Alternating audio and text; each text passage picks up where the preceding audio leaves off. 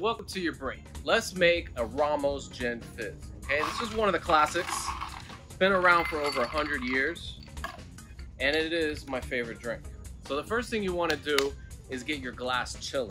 Okay, just put some ice in it, put it off to the side, because the first thing that we're going to do is we're going to crack an egg and only keep the egg white. So the way we do that is we get a crack going there on the side, we'll split it open, and you're just gonna pass the yolk back and forth until all that egg white falls out. All right, once you've done that, you'll get ready for the next couple ingredients. And just so you know, we are gonna be putting citrus in it. We'll put it in right now, actually, which is gonna be lemon. Again, if you use a whole lemon, you're gonna get an ounce out of that lemon in general. So an ounce of fresh lemon, and actually an egg also produces an ounce of egg white. So it's an ounce of egg white, equal parts of the lemon. All right, now the lemon is actually just kind of like ceviche, is going to almost cook the egg and prevent it from salmonella and other things that will come from raw eggs that you don't want to consume. So that's what makes this a safe thing, okay? The next thing that you want to add is cream. And we're going to do a ½ ounce of cream. And we're going to do an equal part of simple syrup. We learned about simple syrup earlier, sugar water. So now our main component, of course, is our liquor, and that would be gin. I chose a dry gin because that's the best thing for this type of drink. As you can see, Beefeater dry gin. And as you can see, of course, we're not gonna just pour it.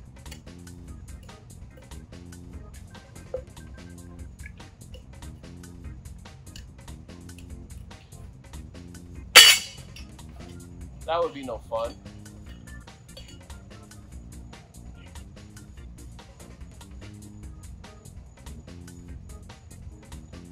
So, in trying to balance that, I'm pretty sure I went over 2 ounces.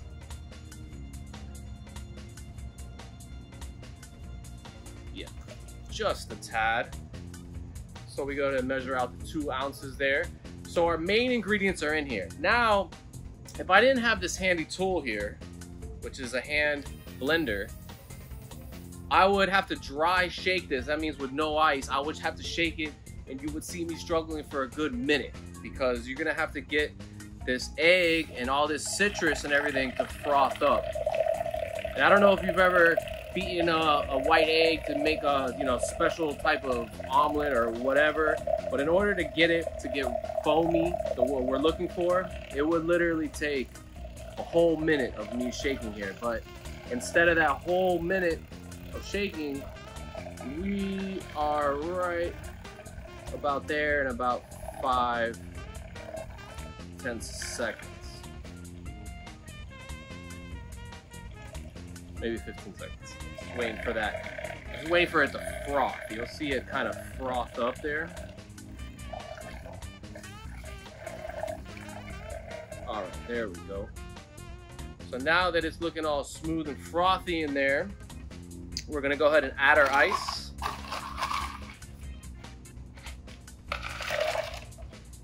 And even though we did all that with the blender, we still are gonna shake this for a little longer than normal. I'd say that was like a normal shake there, but we're gonna give it a little bit more. And if you're curious how I'm shaking here, I got a thumb on this side. I'm supporting this, and I'm doing this kind of double thing where I'm pushing the ice this way and pushing the ice this way twice.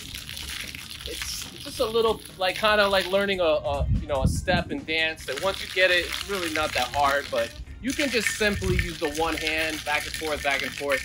You're really just hitting the ice back and forth in a shaker. So whichever way that you can gyrate that, it's gonna work. But just to look more professional, the first motion definitely has a bartender vibe to it, and it's not that hard. So it's looking pretty good in here, looking nice and frothy. Go ahead and empty our cup out here. Now, you don't have to double strain this, but I feel like it comes out even better. You get a little more foam when you do this double strain here.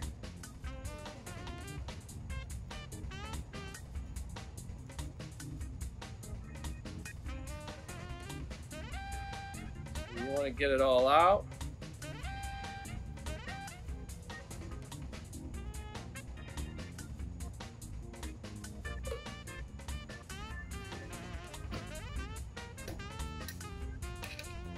Now, if you did it really well, and it looks like this one is starting to come over the top of the glass here,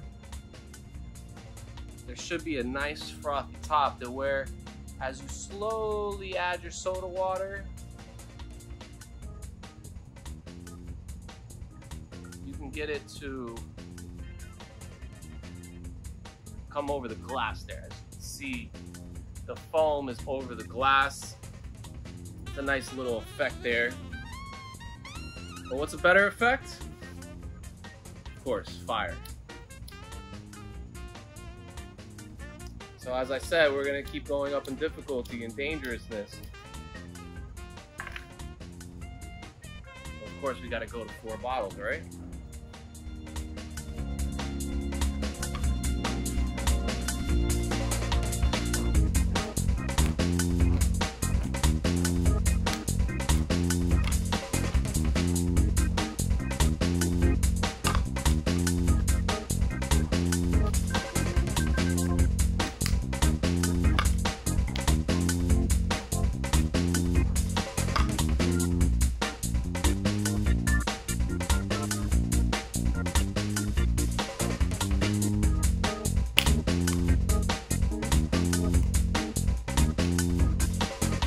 All right, guys, I hope you enjoy the Ramos Gin Fizz and the fire juggling. We got 2 more breaks for you coming up. We're gonna make a old fashioned next. So if you were ever curious of how a proper old fashioned is made and the ins and outs of it, you're gonna get it when we come back. So enjoy your next speaker, and I will see you back here soon.